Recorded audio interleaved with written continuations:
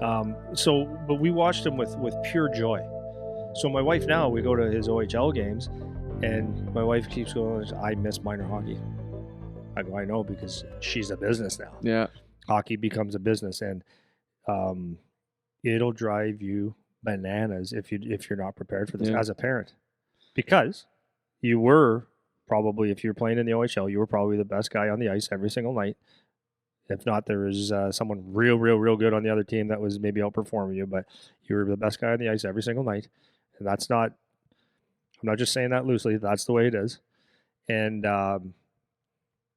you expect to play, and we'll just give them a chance, this, but you have to understand, now it's a business, it's a whole different game. Yeah. Now, I'm enjoying the process still, because I understand the process, and my wife has a little bit harder time, and I got to put my arm around her and have some patience to explain things to her. But the thing is to enjoy it, because it would be an awful thing, honestly. But let's say he goes nowhere. He's 15 years old, so he could possibly play 5 years in the OHL. So let's say that's all he's got his college as well. But let's just say at that point he's like done. Wouldn't it be awful to spend the next 5 years worried, uptight, pissed off, trying to squeeze more juice out of him, trying to motivate him, doing what you would do in minor hockey, to have him play in like the greatest league in the world outside the OHL or outside the NHL for development, to be on TV, to have all these wonderful things, to actually know you're playing at the highest level with the best players, and not come out of it and say, like, at least we enjoyed watching him. He's still your son. Yeah. Because now it's up to him anyways. And that would suck to be him to be 21, 22, and for us to look back and say just bad things. Mm-hmm. Coach Totally. didn't give you a chance, this, that, because I've seen parents do that. Yep. This hockey sucks. It doesn't suck. It doesn't suck. It is what it is. It's a business, and you have to figure it out. Yeah. But as parents, like, there's so much joy to it, and I hope at the end of the day, my son and all the kids that play and get to a certain level do whatever they can to get there. And if you're good enough, you're going to get there. And if you're not, you can look back, which we're going to kind of get to in a minute. You can look back and say, okay, that part of my life, that part of my life, it's done. There has to be an end game. And it could be when you're 40 years old after 20 years in the NHL. It could be 15, 10. It could be 10 years in the minors. It could be at the college or university level after you play in the OHL, use your school package. Could be the OHL. Could be 2 years in the OHL, and it could be midget. Whatever it is, you want to look back and say, okay, that part's done. The seriousness of it is done. How do I apply this to my life to have a successful life? Because hockey doesn't last forever. Yeah, 100%. The parents, like that time when they're playing minor hockey, just to circle back for a sec, like, you don't get that back, right? That's it. It's done. And like, even for kids, like, it doesn't come back. It's over. And for me, like, I've never actually talked to my parents about that. I would like to hear their perspective on, like, when they think back on how that was, because I literally hear more about you and Christine watching Charlie. Like, my parents and I have never really talked about it. I know my mom. Really? Yeah. My mom, she always says, like, she loves watching hockey. She loved coming to watch and, like, all that stuff. But I never really talked to my dad about it. Mm-hmm. But my dad was a little bit more, not a little bit. My dad was a lot more like thumb on me while we were doing it. Mm-hmm. So I think it would have been like, there was probably a lot more negatives that he remembers about it because of that too, which is shitty. Like, you don't want to have to. And so I'm looking at your dad's perspective, and he's probably saying, I'm putting money into this, like a lot of money. Yeah. And I don't really understand the game, but I think my son's pretty good. So, like, come on, let's go. 100%. So I kind of get that. And but I totally get that perspective too, right? But it's the bottom line, like you said, enjoying the going through it process.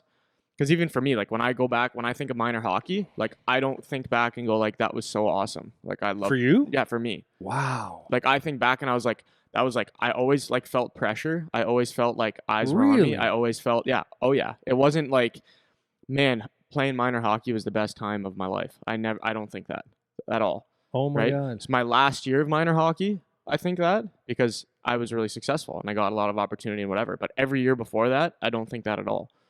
And which is so funny because I loved hockey. Like, I still loved it. But everything outside of just playing the game, like we talk about, it was a lot on me when I was a kid. I remember it. Then in junior, same thing. It starts to be a business. My first couple years were good. But then my last years, I think back on, I'm like, that was shit. That sucked. Like, my overall opinion of it was like, that was negative. That was like a negative experience. Now, my overall hockey like experience in my life was a overwhelming positive.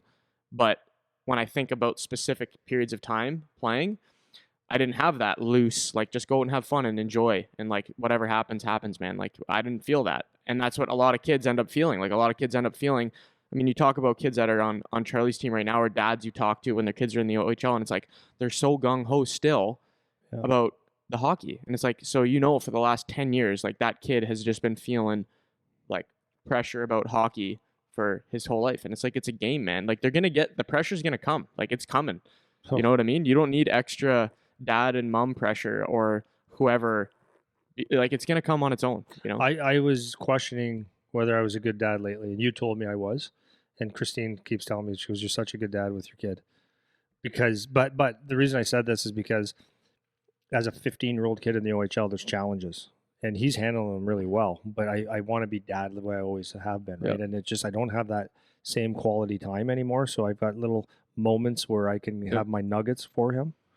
And some days I could tell that he just doesn't want to hear anything.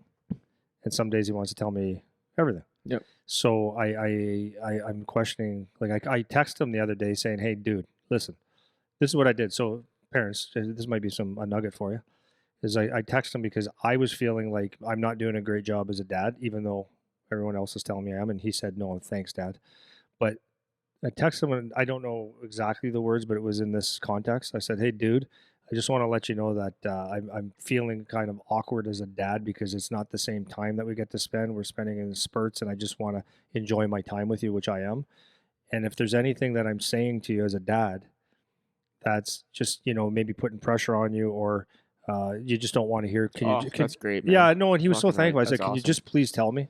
Yeah. Just please tell me, because I don't want to add anything to you, because my perspective of hockey is a lot different than a lot of other dads that are there. Not all of them, but some dads have played some games too. But it was